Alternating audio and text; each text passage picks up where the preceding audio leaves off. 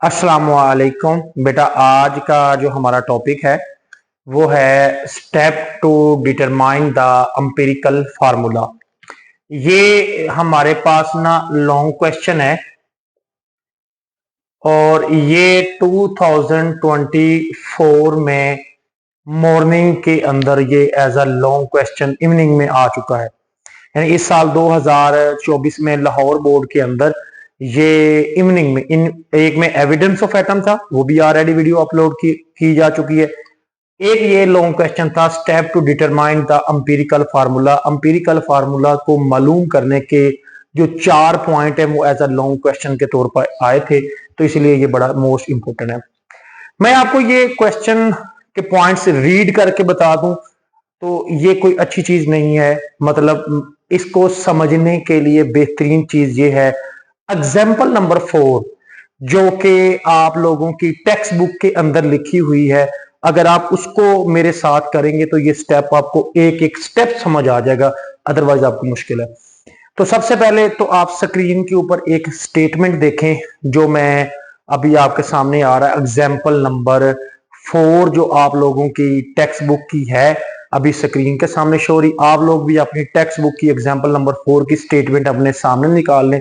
एक स्टेप आपको समझाऊंगा। पहला step, a sample of the liquid consisting carbon, hydrogen and oxygen was subjected to combustion analysis. Okay, तो उसमें 0.539 हमारे पास कंपाउंड है।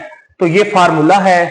इस टॉपिक को समझने से पहले अगर आपने कंबस्शन एनालिसिस लॉन्ग नहीं समझा हुआ तो उसकी एक वीडियो लिंक इसके कमेंट सेक्शन में मौजूद है, पहले वो लाजमी देख लें, वरना ये फार्मूले आपको समझ नहीं आएंगे। कंबस्शन एनालिसिस के लॉन्ग के ये एज इट इज फार्मूले जो आपने याद करने। अब हम देखते हैं कि उसका फार्मूला है कि percentage of carbon is equal to mass of CO2 mass of organic compound 12 और 44 multiply 100, percentage of mass of water mass of organic compound 2.016 जो हाइड्रोजन का मास ओवर 18 मल्टीप्लाई 100। इस तरह ऑक्सीजन की हमारे पास जो परसेंटेज होती है वो होती है 100 माइनस कार्बन प्लस हाइड्रोजन की परसेंटेज। अगर मैं आप लोगों को इस वीडियो के अंदर ये बताऊं कि सबसे पहली चीज जो हमें दी है वो 0.5439 कंपाउंड दिया है, तो मैं ये जो ऑर्गेनिक कंपाउंड लिखा हुआ है इसकी जगह पे लिखता हूं इसकी वैल्यू 0.53 हमारे पास 439, ये मैंने लिख लिया। अब आगे पढ़े, आगे लिखा हुआ CO2 की वैल्यू और वो है 1.039। ओके, बाकी हमारे पास यही आ जाएगा 12 ओवर 44 मल्टीप्लाई बाय 100। ओके, अब इसको जब मैं हल करता हूं, इसको डिवाइड इसको मल्टीप्लाई करके या इन दोनों को मल्टीप्लाई करके इन दोनों पे डिवाइड करके 100 से मल्टीप्लाई करता हूं तो मेरे पास जो आंसर आता है वो आता है 52 हमारे पास 0.08%। ओके, इसी तरह मेरे पास मास ऑफ वाटर है, तो मास ऑफ जो मेरे पास वाटर दिया हुआ है आपकी बुक में 0.63, ठीक है, 0.6369 है, divided by mass of organic compound मुझे कितना दिया गया है, मास ऑफ ऑर्गेनिक कंपाउंड जो ऊपर दिया हुआ है 0.5439 मल्टीप्लाई 2.016 जो हाइड्रोजन का वाटर में मास है divided by 18 multiply by 100। Okay, इस सारे का जो आंसर आता है ना हमारे पास वो आपने कैलकुलेटर कर लेना है। वो आंसर हमारे पास आता है 13.11%। ओके, अच्छा, नेक्स्ट आ जाए ऑक्सीजन का। ऑक्सीजन का 100 माइनस कार्बन की परसेंटेज कितनी थी 52.08 प्लस 13.11, दोनों को इससे माइनस करने के बाद जो आंसर आता है हमारे पास वो ऑक्सीजन की आती है हमारे पास 34 हमारे पास 11%, 34.77%। तो ये आपने इसको परसेंट निकाला, इसके भी परसेंट निकाला, इसके भी परसेंट निकाला। इसके बाद अब पहली लाइन पढ़े, determination of the percentage of each element, यानी कार्बन, हाइड्रोजन और ऑक्सीजन एक एक एलिमेंट की अलग अलग परसेंटेज मालूम करना, और वो हमने कर लिया है। अब हम स्टेप नंबर 2 पे जाएंगे। स्टेप नंबर 2 क्या लिखा हुआ है, find the number of gram atom, number of gram atom मालूम करें जिसे मोल भी कहते हैं।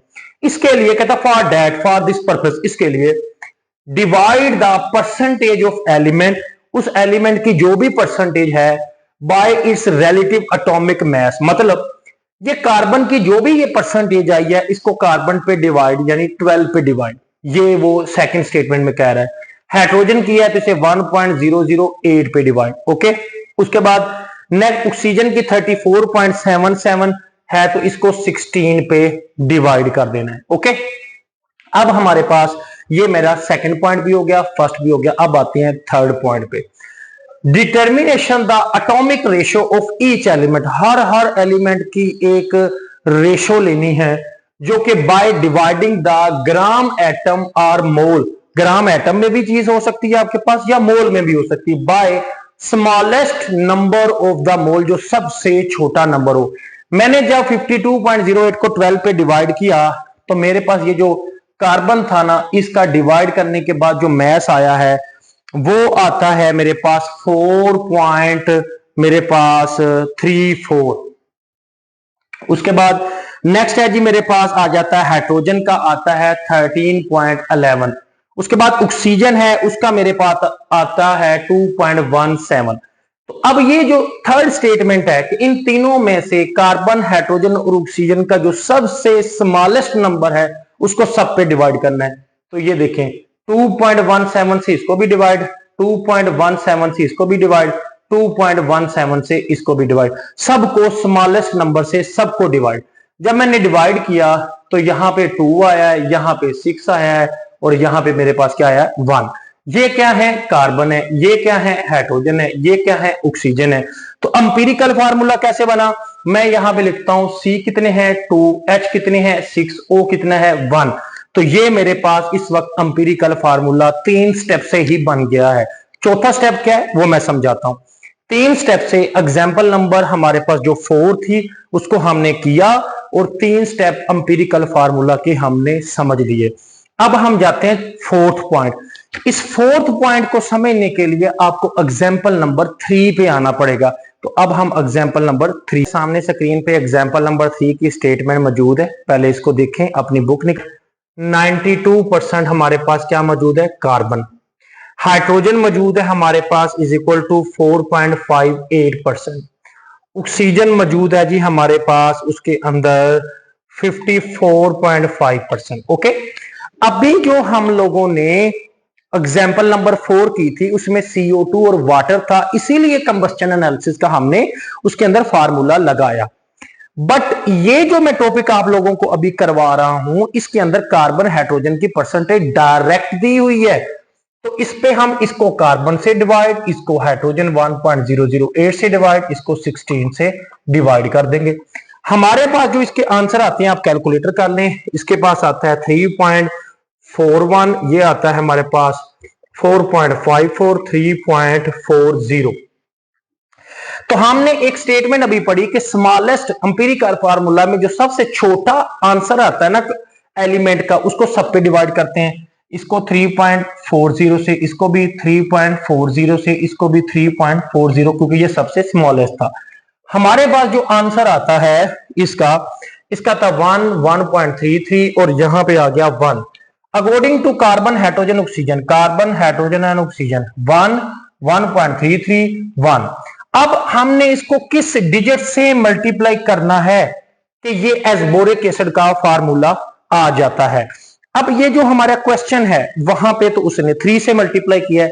ये पॉइंट समझने वाला, ये था वो एक्चुअल पॉइंट। देख, if the atomic ratio is the if the atomic ratio in a simple whole number, ठीक है, is give the empirical formula। अगर यहां पे 1.33 ना होता तो फिर हम इसका कहते कि ये एम्पिरिकल फार्मूला है, जैसे कि लास्ट क्वेश्चन एग्जांपल नंबर 4 में था। लेकिन वो कहता है कि if give the empirical formula otherwise multiply a suitable digit with the whole number. अगर एम्पिरिकल फार्मूला ना आ रहा हो तो आप उसको किसी भी सूटेबल डिजिट से मल्टीप्लाई कर लें। मिसाल के तौर पे मैं आपको चीज समझाता हूं। देखिए, आपको पता है कि C6 और H6 is the formula of benzene. Okay बेटा, अब मैं आपको ये कह दूं कि C और H, ये CH, ये एक बेंजीन का एम्पिरिकल फार्मूला है। ओके, मैं कहता हूं मुझे मॉलिक्यूलर फार्मूला चाहिए, तो कौन सा डिजिट्स मल्टीप्लाई करेंगे। और मैं ये भी आप लोगों को बता दूं कि ये बेंजीन है, तो आप कहेंगे सर 6 से मल्टीप्लाई करेंगे। मैं कहता हूं यहां पे C3H3, ओके, C3H3, मैं इसको भी आपको यही कहता हूं कि ये भी बेंजीन का फार्मूला है, यानी बेंजीन का ही फार्मूला बनाना है आपने इसका। तो आप अगर इस बेंजीन का मोलेकुलर फार्मूला बनाने के लिए आपको क्या करना पड़ेगा, तो क्योंकि मैंने बेंजीन बता दिया है, तो अब आप इसको 2 से मल्टीप्लाई करेंगे तो ये भी C6H6 हो जाएगा। तो ऐसी हालत में जब हमारे पास कोई फार्मूला में डिजिट नहीं दिया होता, तो हम सूटेबल डिजिट लगाते हैं और उसको हम रेशो को खत्म कर देते हैं। तो इसलिए हमने 3 को मल्टीप्लाई किया, तो ये बन जाएगा C3H4O हमारे पास 3। तो ये हमारे पास विटामिन सी एस्बोरिक एसिड का एम्पिरिकल फार्मूला आ गया। 4 पॉइंट कंप्लीट हो गए। तो वाओ में याद रखिएगा। अल्लाह हाफिज।